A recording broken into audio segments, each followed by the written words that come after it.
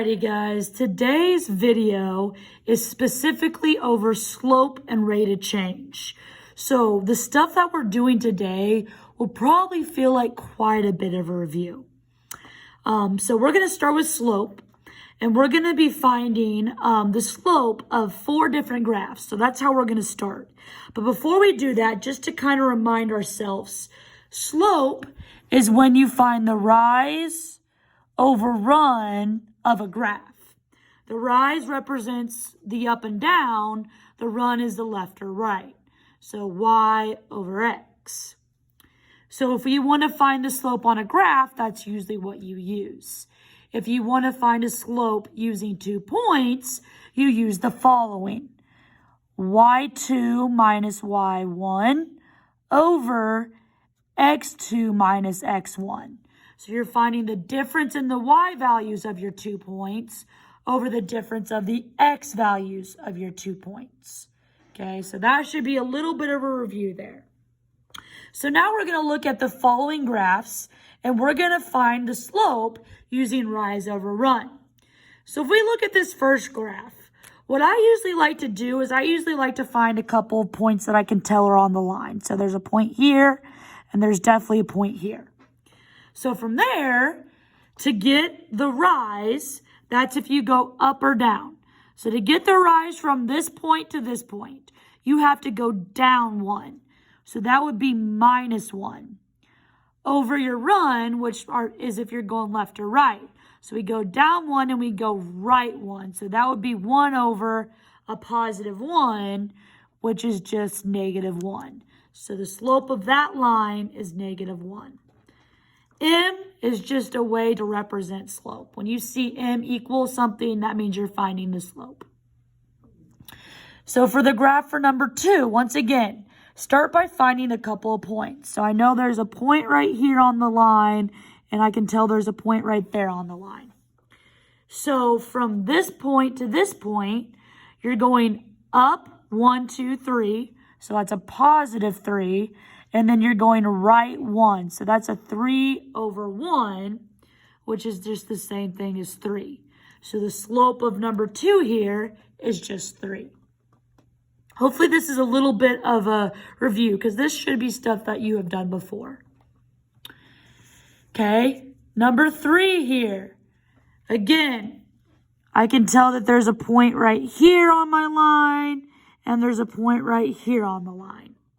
So from this point to this point, you're going up 1, 2, 3. So that's the rise. It's up 3, so that's a positive 3 over your run, which is 1, 2, 3, 4 to the right.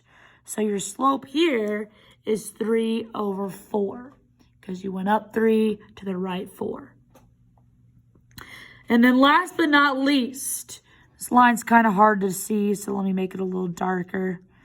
So for line on number 4, this is just a horizontal line. If you ever have just a horizontal line, your slope is always 0. So the slope for a horizontal line is always 0. If it's a vertical line, it's what we call undefined. So for number 4, your answer for your slope would be 0. So that's finding the slope on graphs. Before we move on to finding slope with 2 points, I want to kind of refresh us on these 4 different kinds of slopes that you could have. You can either have a positive slope, which means your graph is going to increase as you go from left to right. So something like this. So from left to right, your graph is increasing. A negative slope is when from left to right, you're decreasing. So something like this. So this would be a positive slope. If you're going down, that would be a negative slope. A slope of 0 would be like what we just saw. It would be any kind of a horizontal line. So if you have a horizontal line, you have a slope of 0. And then an undefined slope, as I just said, is if you have a vertical line. So if you have a vertical line anywhere on your graph, that is an undefined slope. Okay, so with that being said, I want to now talk about talk about how to find the slope based off of 2 points. So this is where you want to use that equation where slope, which I'm going to make M, is the difference in your y values, so y2 minus y1, over the difference in your x values, x2 minus x1. Okay? So what I'm going to do for this first example, just to really make sure we can get it, I'm going to label my x and y values. So my x values are the first values here. So here's x1 and here's x2. Your y values are the second point. So here's y1 and here's y2. And I'm going to use that to help me plug it into this equation. So this is going to equal the difference in my y values. y2 is -5 minus a -1, okay, all over the x values, which is an 8 minus 2. So I took the difference of my x and my y values, okay. -5 minus 1 becomes plus, so it's like a -5 plus 1. So that becomes -4. 8 minus 2 is a 6. Now, last but not least, guys, at this point, -4 over 6 is not your answer. If you can reduce, you should always reduce. You should simplify when possible. So your actual answer would be taking these and dividing them each by 2. So it'd be -2 over 3. This would be your slope for number 1 here.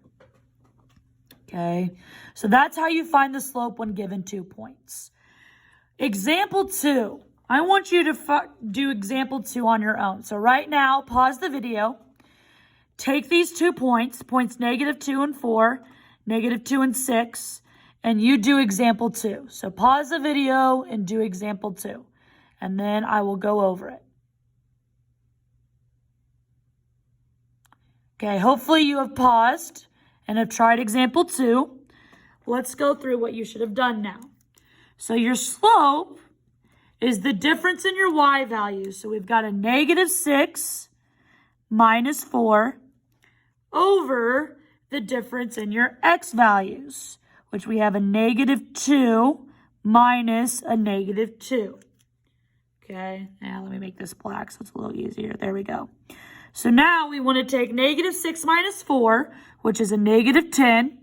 So hopefully you're good so far. Then you want to take -2 minus -2, which becomes plus, so you actually get a 0. Now here's where it gets interesting. You are never allowed to divide by 0. You cannot have 0 in the denominator ever. So if this happens, your slope is just undefined. So your answer to number 2 would actually be undefined. If 0's in the numerator, that's okay. 0 divided by a number is 0. So if 0's in the numerator, it would just be a slope of 0. But since it's in the denominator, your slope is what we call undefined.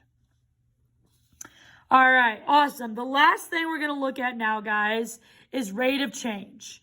Rate of change is very, very similar to slope, but what you're doing is you're usually given a table of 2 different rates, and you're finding the change in the x values over the change in the y values. So if you look at this table, pounds would be like our x value, y would be our cost, because these would be the inputs, these would be the outputs. So basically we're saying it costs $3 or $6 for 3 pounds. So we want to find the rate per pound. So we want to see how much it costs per a pound. That's the goal here. So to do this, we want to find basically the change. So what's happening from one point to the next in the y and the x values. So with the y, from 6 to 10, you're going adding 4. You're going up 4. You're adding 4. From 3 to 5, you're adding 2. Okay, so you're going up or adding 4 here, and you're adding 2 there. So then your rate of change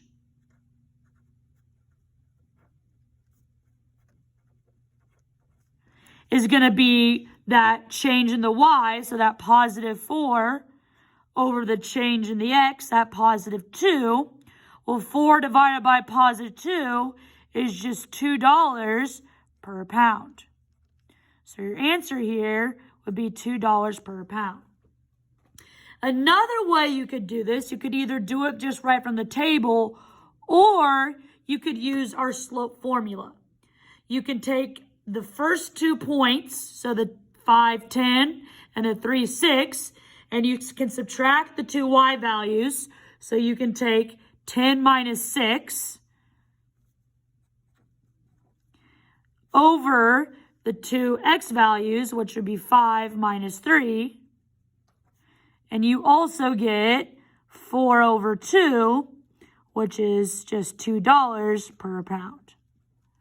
So either way, you get the correct rate of change. All right, guys, that's all for the notes for today. You have a Canvas assignment that goes along with this. Hopefully this was a good review of slope, because you should have learned about slope before. So get that Canvas assignment done and have a great rest of your day. Bye.